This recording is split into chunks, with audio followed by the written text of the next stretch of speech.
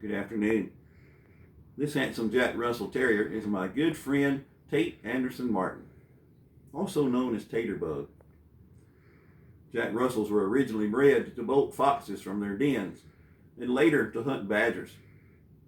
Amy purchased Tate when he was about 8 weeks old to be a loving companion to her parents, a role which he embraces and fulfills beautifully.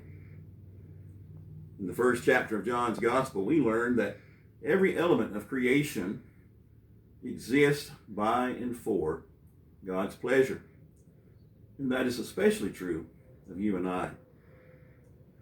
David wrote to God saying, "You made all the delicate inner parts of my body and knit me together in my mother's womb.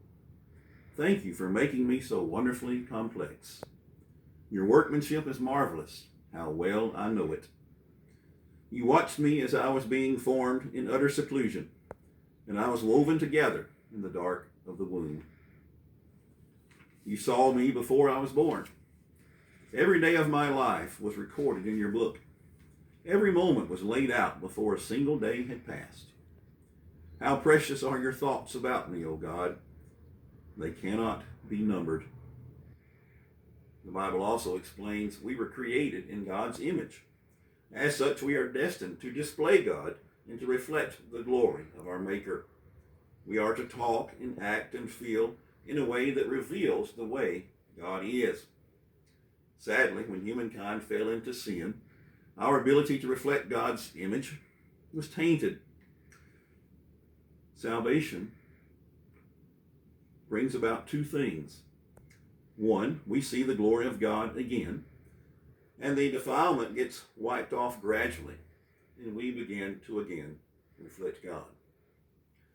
We were created to show the world how precious and deeply satisfying God is, and that can only happen when we become one with Christ and allow the Holy Spirit to work in and through us, filling our hearts with His love. As Paul wrote to the Romans, "I plead with you to give your bodies to God because of all He has done for you. Let them be a living and holy sacrifice, the kind He will find acceptable. This is truly the way to worship Him. Don't copy the behavior and customs of this world, but let God transform you into a new person by changing the way you think. Then you will learn to know God's will for you, which is good and pleasing and perfect." Thank you for listening.